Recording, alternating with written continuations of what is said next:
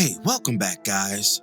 Power Book 2's 7th episode sent us through a series of crazy loops that'll lead perfectly into Power's signature 8th episode, Classic to Be, where the show historically takes a turn for the absolute worst. I'm here to break it all down in typical Top 10 WTF fashion. Before we begin, be sure to hit the like button, subscribe, and bell notification to immediately receive these videos. Also, big thank you to all of my channel donors. If you'd like to be the next one, drop a dollar on that Cash App for us. And lastly, a spoiler alert is now in effect for all things Power. Here we go. WTF moment number 10, Gang War. The episode starts off with a bang, literally, as several members from the Tejada's drug operation are gunned down in cold blood by the Russians. This attack is a direct retaliation for Drew's previous blunder in waging war on the Russians hastily. One member of their gang we see killed is the same one tasked by Tariq to deny his cohort's entry in the wake of the Lauren revelation. WTF moment number 9, spoken word blues. I told y'all I hated that fake Hotep nigga, right? Diana and her friends enjoy an open mic night at Stansfield, highlighted by light-skinned Bruchandria and her many assets. Following the energetic performance, Salim Ashe's old punk ass takes to the stage and recites a much-contrived poem, essentially begging for another chance with his now former muse. However, much to his dismay, Diana isn't impressed by his subpar performance and walks away in the midst of his attempt at reconciliation with the Rose. Then, in true bitch nigga fashion, Salim throws her relationship with Tariq back in her face, condescendingly deems her street trash, and most disrespectfully threatens to snitch on her side hustle at the candy shop. This state of affairs leaves Diana searching for a one-up on Shea Butter Allah, and thankfully, she'd soon find one. WTF moment number 8, a significant victory. Monet enlists her quote-unquote thinker for counsel on how to get from under the Russians and their onslaught against the Tejada family. Tariq comes up with a plan to sabotage the Russian operation via raid, thereby limiting their street maneuvers and violence by extension. Reek does this by roping in his old ally, Councilman Tate, who's in need of the political boost such a drug bust would bring. Implementing his high-end influence, Tate gets the NYPD to raid the Russian shipment and reaps the immediate benefits as planned from a media perspective, but not without ruffling the federal feathers waiting in the wings to catch their collective prey. WTF moment number 7, there's something about Trevor. Salim Ashe Goofass gets a major karma returned for his holier-than-thou antics this season in the form of Diana's Summer Jam scream. The Tejada princess researches her new enemy in the spirit of her mom and uncovers his true past as a prep school attending, horseback riding, white Trump supporter family-raised fraud, and threatens to put him on that aforementioned screen before the entire student body if he continues to blackmail and disparage her. After gaining his capitulation, she goes another step by hitting him in the pockets and demanding he dole out fair hours to student workers, be it that he's already financially set. In one fell swoop, Diana exposed the fraud and ended his tyrannical reign.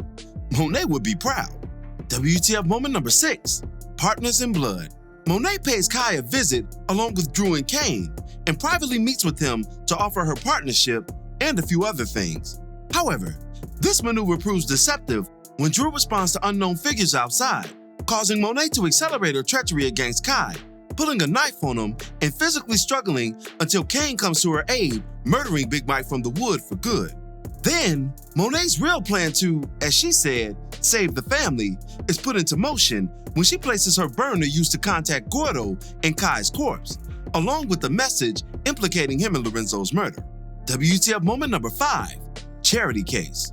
Effie pulls up to the bursar's office and pleads for an extension in order to fulfill her tuition payment, something that's been lacking since her defunct status in Tariq's lucrative drug operation.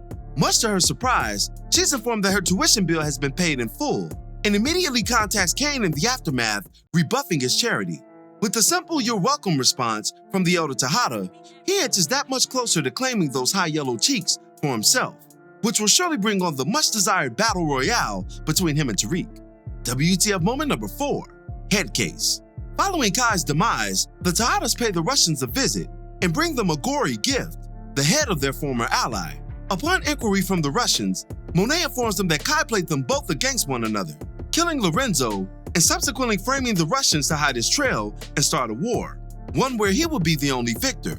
Convinced by this current development, the Russians call an indefinite truce with the Tejadas, ultimately ending the war between the two factions.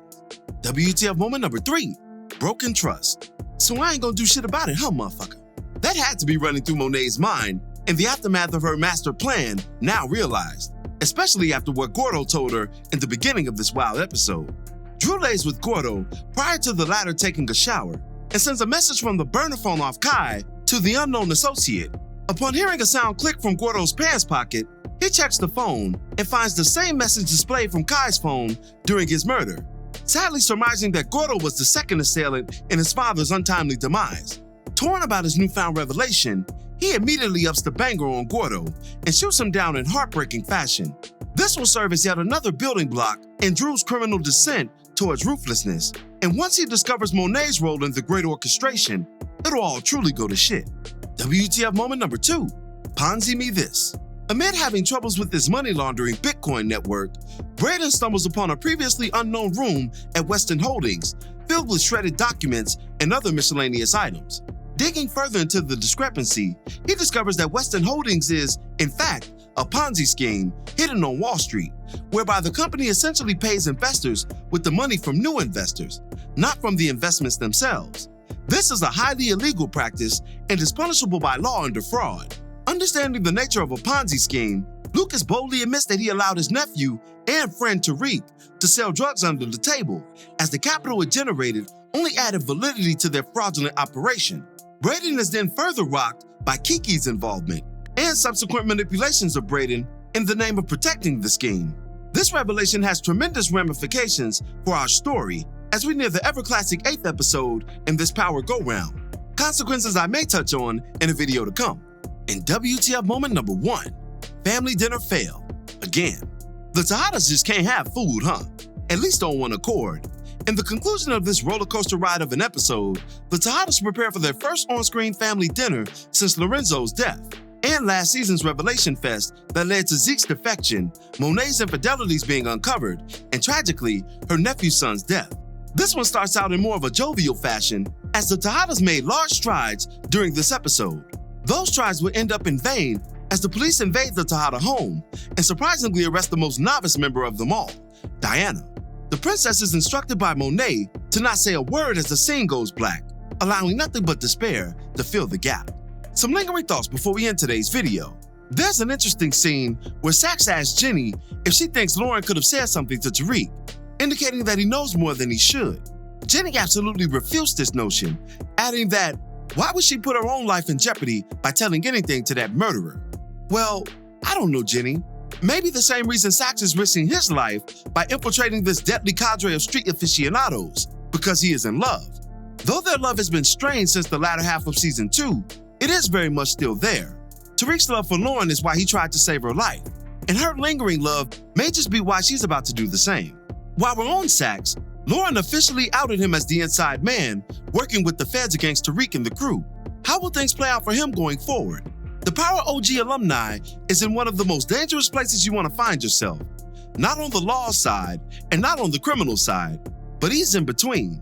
His information has certainly been useful to the law, but the fact that he used entrapment against Davis in order to get his brother out while being planted as a mole against him simultaneously means that the law has one up on him in case things go south.